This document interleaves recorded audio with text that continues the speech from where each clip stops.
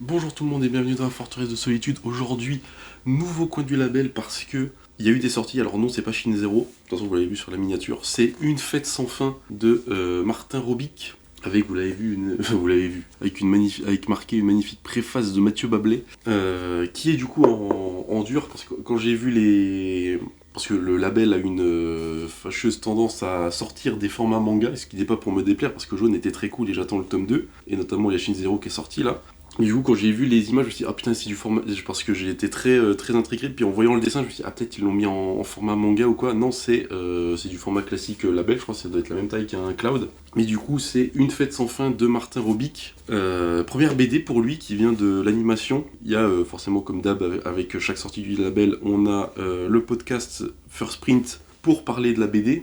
Et ça fait, du coup, c'est 21,90. C'est le même prix que ce que j'ai présenté avant Astrolabe, pour pas du tout le même nombre de pages, parce que je crois que ça fait 200 pages. Je sais même plus. 164, 160, 175 de BD sans les bonus. Donc ça doit faire un bon 200 pages. De quoi ça parle Est-ce que oui De quoi ça parle Une fête sans fin, du coup, c'est l'histoire de j'ai encore oublié les noms. Non, c'est pas Fleur. Fleur, c'est la meuf avec qui elle se met. Je sais plus. C'est Dorothée. Ouais, Violette. C'est l'histoire de Violette, cette meuf avec des cheveux blonds et les deux mèches qui volent au vent. Donc elle, c'est Violette. Elle, c'est Fleur, du coup, du coup j'ai dit c'est la meuf avec qui elle se met. Dorothée, c'est sa copine, sa pote qui est journaliste. Elle, c'est une meuf qui chante, je sais plus comment elle s'appelle. Et lui, c'est Ulysse, qui, des aveux de Martin Robic, en fait, c'est juste un de ses potes qu'il a littéralement dessiné dans sa BD. Ce qui est assez cool. Et du coup, comme l'indique le titre, en fait, il y a une fête qui a lieu dans une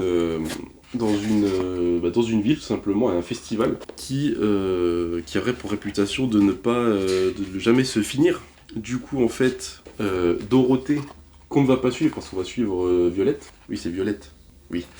Putain, j'ai des doutes, c'est terrible. Dorothée, qui du coup, elle, est journaliste et vient principalement pour faire une enquête sur ce qui se passe dans dans ce festival, et qui est le gérant, le créateur de ça, qui est l'histoire parallèle, alors que nous on va suivre du coup Violette qui va complètement se perdre dans ce festival, et qui va un peu déambuler, etc. Et qui de son aveu même ne va pas très bien, et du coup elle espère un peu pouvoir se changer les idées, etc. Et ils vont notamment rencontrer donc Fleur, donc Violette va rencontrer Fleur, Ulysse et la meuf qui change. Je sais plus comment elle s'appelle. J'essaie de retrouver son nom parce que c'est. Donc du coup ça c'est Fleur et Ulysse qui rencontrent, parce que c'est des potes à Dorothée justement, il me semble, qui étaient déjà sur place. Et tac tac tac. Et d'ailleurs du coup celle qui, il y a des pages aussi comme ça, donc là ils sont en train de danser, etc. Ou avec on abandonne le côté tout blanc pour mettre des notes de musique partout, etc. Tac tac. Mais il dit pas son nom en plus. Enfin, c'est terrible. Bon, tant pis. Bref. Du coup, en fait, on va suivre les déambulations tout simplement de Violette dans ce festival, sans Dorothée, qui du coup, elle va faire son enquête de son côté sans jamais trop rien trouver. Et on va avoir des moments très touchants justement de Violette qui va se confier du coup aux autres personnes, et aussi indirectement, on va dire, aux lecteurs. Et on va avoir aussi des moments où en fait ils vont rencontrer des personnages qui vont raconter des anecdotes, en fait, qui vont, on peut penser genre mettre un temps mort dans le récit, mais en fait c'est des histoires qui sont assez cool, qui font 5-6 pages, etc.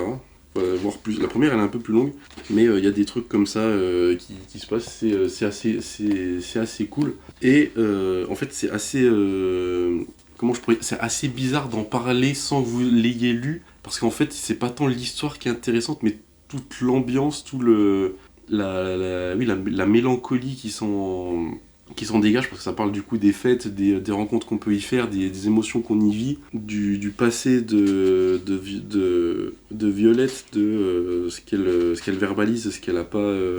Voilà, il y a ces passages là où c'est des pages blanches où juste elle raconte un peu ce qu'elle a vécu. Il y a des pages comme ça, hop, où c'est vers la fin, où c'est vraiment très touchant, où c'est vraiment très, très cool. Et il y a vraiment des moments où on peut se demander, genre, est-ce qu'elle vit vraiment ça? Est-ce que c'est dans sa tête? Est-ce que c'est réel?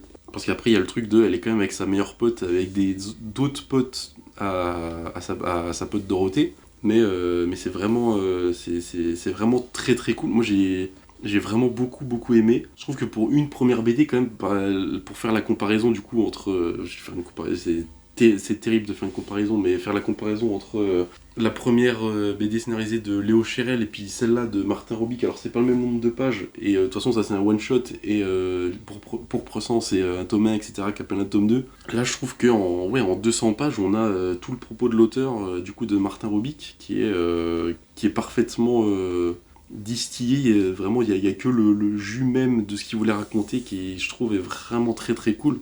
Et moi, je vous encourage, je vous ordonne de lire Une fête sans fin parce que c'est vraiment, vraiment très très cool. J'étais vraiment intrigué par les dessins et puis surtout par le truc de Une fête sans fin. Je me suis dit, putain, qu'est-ce que ça va raconter? J'ai pas été déçu du voyage, clairement. C'est comme à chaque fois, voilà, le label, il n'y a pas de loupé. À part, à part Mathieu Bablé où j'ai plus de mal à accrocher. À part Shin Zero que j'avais plutôt bien aimé et puis j'attends de voir le tome 2. Mais voilà, moi je suis conquis par Une fête sans fin, donc j'espère que vous pourrez le trouver et le lire vous-même parce que c'est vraiment très très cool et parce que en parler ça suffit pas. Il faut vraiment le lire pour comprendre ce qu'a voulu raconter Martin Robic parce que le pitch est assez simple, mais en fait il y a tellement de trucs dedans que c'est vraiment très, très cool à lire. Alors après, je sais que le dessin pourrait en rebuter certains, mais vraiment, c'est pas faut pas se fier au dessin, c'est pas... Il y a des pages comme ça très belles dès le début, en fait, le dessin, on s'en fout, vraiment l'histoire est vraiment très très cool. Donc moi, je vous recommande de lire Une fête sans fin, et on se donne rendez-vous sans doute pour la suite du label, qui sera sans doute Shin Zero, le tome 2. Et moi, je vous dis à la prochaine, n'oubliez jamais de lire sans concession. Ciao!